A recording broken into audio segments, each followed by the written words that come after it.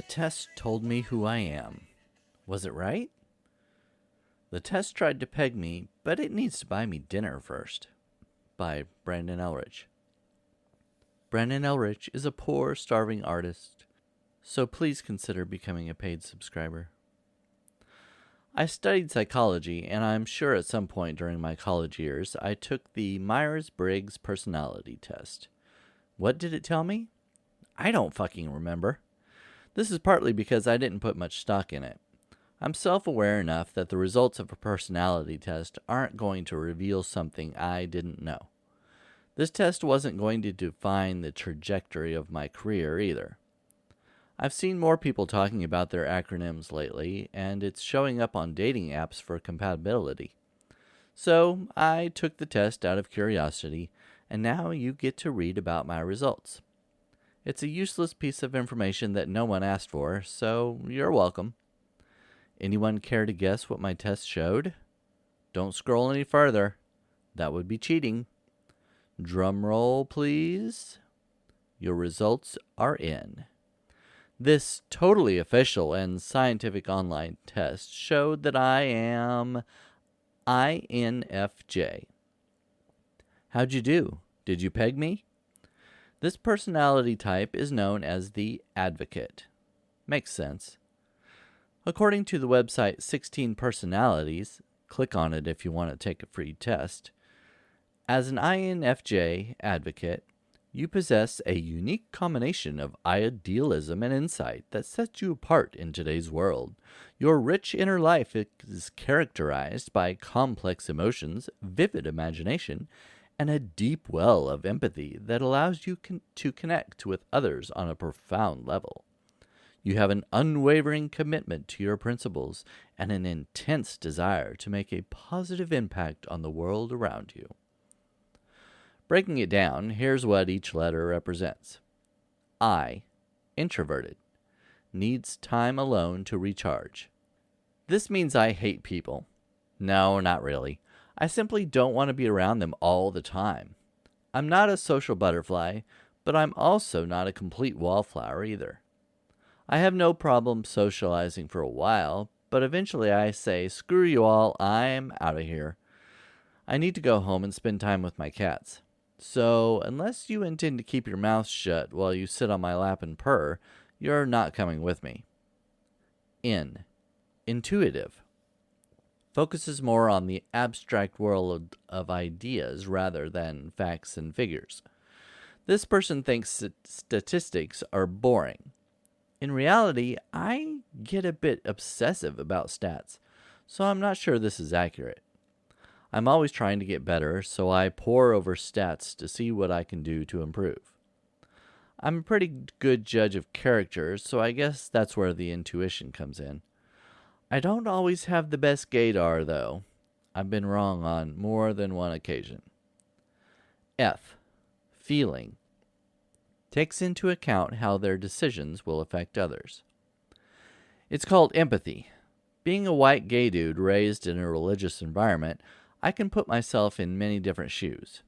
I grew up in a family of conservative Republicans, evangelical churchgoers, and racists. On the other hand, I love diversity, have dated guys of different races, and am part of a marginalized queer community. I became who I am in spite of my surroundings. I'm sensitive, and when others cry, I start crying. I suffered from depression for many years, and I'm familiar with addiction. Okay, so this one is accurate. Judging. Likes things laid out in a well-formed plan. Doesn't like spontaneity. True to a point. When I go to a restaurant, I always get something different from whatever I had the last time. I'm also very laid back and don't need to plan every detail of a trip. I do like to have a plan for my day, and I always make a list for shopping, but I'm not opposed to impulse buying something on occasion. For the most part, no, I don't like flying by the seat of my pants. Did the test assess me accurately? For the most part, yes.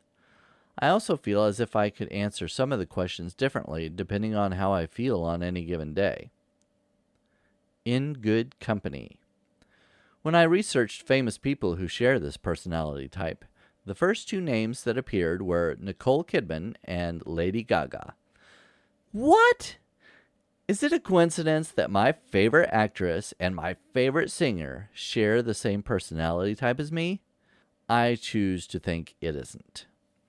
Some other noteworthy people include Celine Dion, among my top 5 favorite singers of all time, Edward Norton, my favorite actor, Dr. Seuss, I collected his books for years, C.S. Lewis, author of one of my favorite book series, and Ellen DeGeneres, my favorite talk show host and one of my favorite comedians.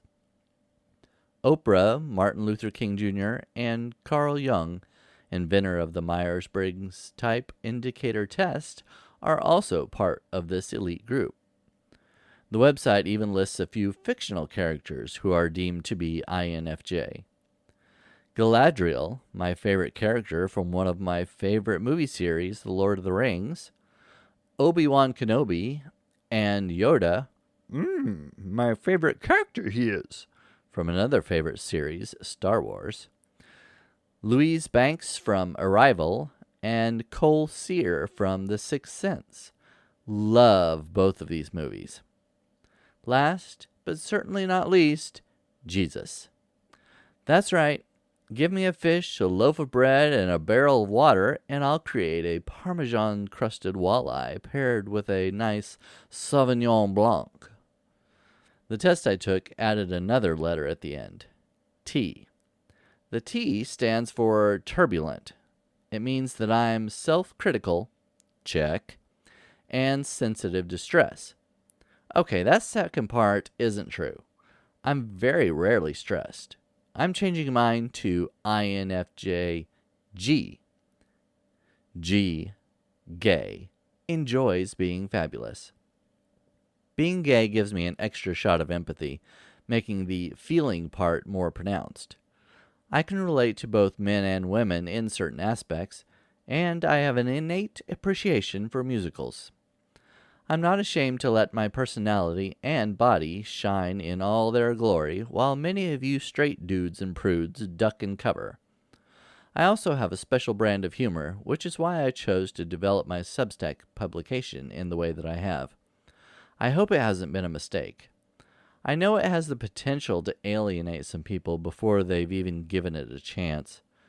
If you enjoy what I do, and you have the means, I hope you'll consider becoming a paying subscriber to support my efforts. One part of this test that rings true is that I want to make a positive impact on the world around me. Please help me do that. A subscription is $6 per month or $60 per year. Click subscribe now. Besides joining me to make the world better, a paid subscription gives you access to paywalled content and my archive. It also allows you to collaborate with me on articles, audio podcasts, and live videos.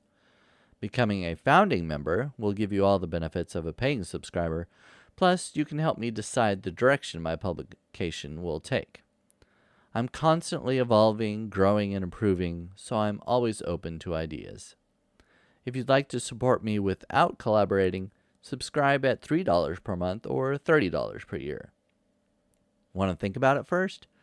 Buy me a coffee today and subscribe later. I appreciate any support you can afford to give. Did you take the test? What did it tell you? Let me know in the comments if it accurately nailed you.